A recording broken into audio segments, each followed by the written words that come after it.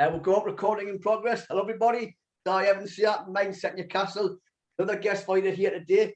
As you can see from the t-shirt there, JBP, Jordan Barker Porter. There she is. Female boxer. How are you doing, Jordan? You all right? I'm good. How are you? Yeah, I'm good. Set up here in a bit of a hurry in between classes, etc. But we're good in the hood here. Again, an overview here as to who you are and what you're about. So, in that respect, as an overview, who are you, for people that don't know you, and what you're currently doing? My name's Jordan. I'm currently a professional boxer. I've got 4 years experience in the amateur game. COVID hit, so kind of turned over a little bit sooner than what I expected, but I got offered an opportunity that I didn't want to turn down. It's kept us busy, it kept us training. I've made massive improvements within that time. Yeah. So just literally waiting for the pro debut. In a couple of weeks' time, 2 weeks today, I'll be weighing in. 2 weeks tomorrow, I'll be fighting. From Newcastle, originally from Durham. 27 years of age, and yeah, I'm a little firecracker. Right, that's good. We've seen some of your Facebook posts. Obviously, you do classes. You're very, very active physically and stuff, which is great stuff. So, how do you get started on this journey? How did it all begin for you? It was a few years ago now, just over 4 years ago. I've always kind of liked and had a passion for boxing because both of my brothers fought, and I've been brought up around that environment. But I just didn't kind of have the time, and then it got to a stage where I was piling on the pounds. I was unfit, didn't train, didn't go to the gym, and I tried.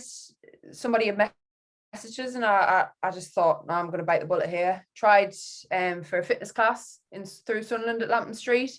Yeah. And first session, I was hooked. That was it. It was like somebody had just injected something into my veins. That was it. I was gone. The boxing drug. So brilliant. Never look back. That's great. The main thing was leaving on from that as your main motivation for keeping training, but by the sound of it, it's as if it's quite a natural thing. It is, like, even on the first session, I remember the coach saying to us, have you done this before? And I was like, I hadn't actually done it before. I'd never been in a boxing gym apart from like watching my brothers, but I'd never physically done any kind of boxing training myself until that session. So straight away, that first week, he knew. I think it was maybe another week after that, I got moved straight up to the squad sessions, because he knew I was in it then for the long run. So yeah, it didn't take long at all. That's great stuff. And what have you learned from walking in the gym the first time to do it to now, and that journey in this time period? What have you learned? So much. About respect, self-love, not to be so hard on yourself sometimes as well, because boxing's not just a case of like you get in the ring and you fight. It's your whole life. It controls your whole life and what you do and who you are as a person. Control is the main thing. I had a little bit of an issue with aggression, let's say, but since doing boxing, it's about being able to control that. Obviously, you're getting in the ring to fight. It's all legal now, so. But yeah, it's just the passion that I have for the fitness industry now as well is crazy, because when I first started boxing, I had a total different career to what I'm doing. Yeah, boxing is like kind of my number one, but I left my job and I realized I wasn't happy in what I was doing, and because of the way that training made me feel, I looked into becoming a personal trainer, and that's now what I do as well. So it's what I can do not only for your physique and how you look, but what I can do for your mind as well. Definitely, yeah, some really, really good points in there. Having been in the game away myself, and the benefits of exercise are just massive. You have more people in gyms and less people on pills. Basically, it just ticks so many boxes there. So thanks for that. Turning pro, how would this come about? This whole thing, how did you get to this point of turning pro? How did this all happen? To be fair, COVID came. I wasn't expecting to turn professional when I did. I had so many, to be honest, just before COVID hit, it was 2 days before we went into national lockdown. I was just about to weigh in for the National League Championships. Wow. So I'd made the weight, we'd done a full camp like for the training. It was crazy. 2 days before that, and I was like, oh, here. So we had so much plans for the year. We had Ireland, we had going to Eindhoven, doing the championships. There was so many fights I had lined up for that year, which obviously got taken away because COVID. So I was like, well, what do we do here? Gyms are closed. You're not allowed to train. You can only train yourself. Yeah. Luckily, I've converted my little garage into a gym, so I had that. But the only other option was to get yourself out for a run. And there's only so much running you can do. So I was like, there was the potential there of turning pro, because I was like, what do I do? Do I wait a couple of years until COVID then disappears? Because we didn't know at this point how long it was going to last. Yeah, fair point. Or do I turn over? You've then got your license and you can train. Because under at some points during the rules of COVID, you could train if you're a professional athlete in gyms. Yes. So gym could be open for that reason. So that wasn't the only reason to turn over, but I was just like, look, I'm 27 now. Do I want to wait another couple of years to just try and tick a couple of things off as an amateur, or do I turn pro now, get used to the pro life and the pro stable, and then start the journey? Or so I was weighing up all the pros and cons, but I decided that that turning pro is kind of what I wanted to do, and I got offered a contract with MTK Global, and I was just like, let's go. Nice one. That's a pretty good story so far. And your career goals and aspirations, where are you currently at? What's your target on all this? Where do you want to get to? I mean, I think every boxer would always want to say they want to be a world champ.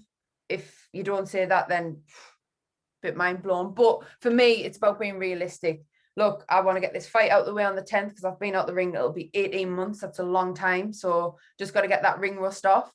And then I would love, because now there's more girls getting into it in the professional ranks as well, I'd love to fight for an area title, English title, then British title, then Commonwealth title, do it properly the way that the boys do it, and not just jumping from nothing to straight to a world title, because that's sometimes what happens with the girls, because there's just not enough girls in pro boxing.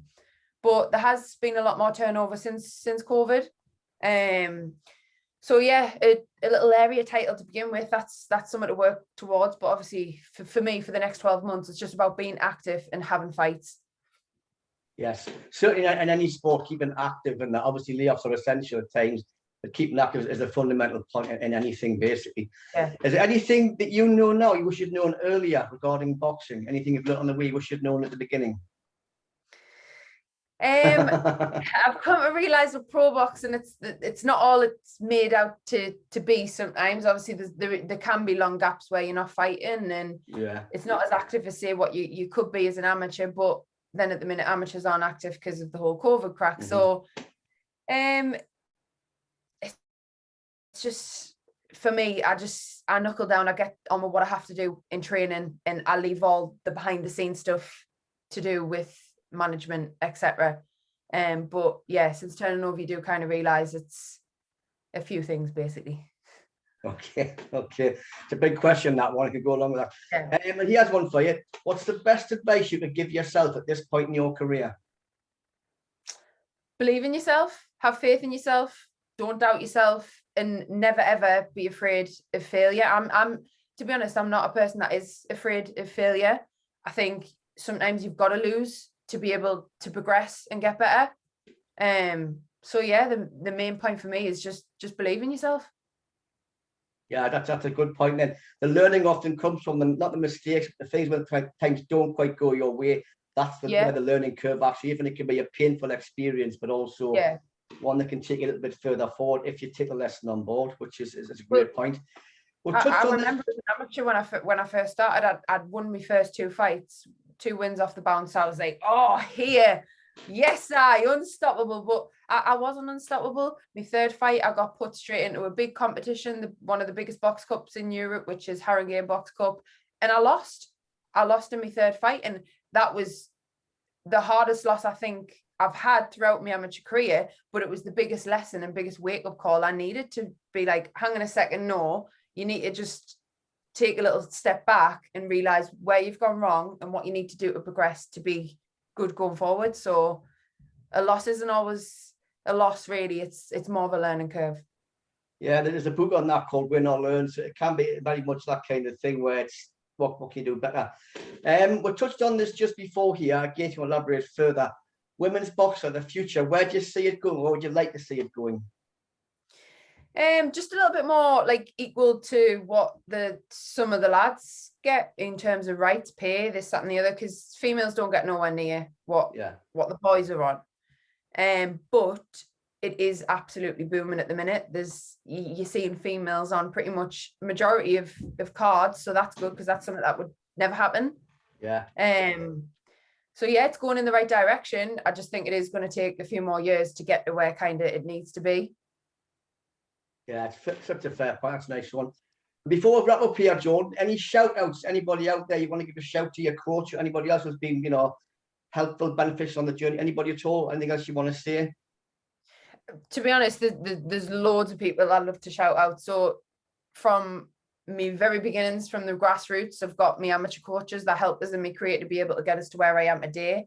Then I've got the one and only Nick Gittis, who took us on as a professional, got his badge right across the chest. All my sponsors for just even making this possible, because if it wasn't for my sponsors, I wouldn't be able to train the way that I do as a professional athlete now. Yeah. A massive shout out to my wife currently at the minute for putting up with me mood swings, because I'm cutting weight and it's not a nice experience. And all my family and friends, there's so many people that support us, there's so many people that bought tickets for this upcoming fight, and I'm really excited to get the journey started and show everybody what I've been doing and working on in the gym for the past 18 months. That's brilliant. And again, as a given, guys, we're going to put all the links to Jordan's stuff, details of the event in the YouTube video here. I'll all be sent across and added there, and Jordan's contact details. So feel free to get in touch, buy some tickets, turn up there, shout it on, support her, show just running. Picked up some more, so if anybody wants some, holler at me. There you go. Well, the links to get them tickets via Jordan will be in these descriptions, so catch it up on that. And again, anybody out there regarding the mindset stuff, feel free to check out my background. It reads like a comic book, but it is checkable and it is real. So check it all out and we'll get you on that. In the meantime, from Jordan and from myself, thank you very much, guys. The best of British, and we'll see you soon. Thank you. Thank Peace you. out. Bye-bye. Cheers.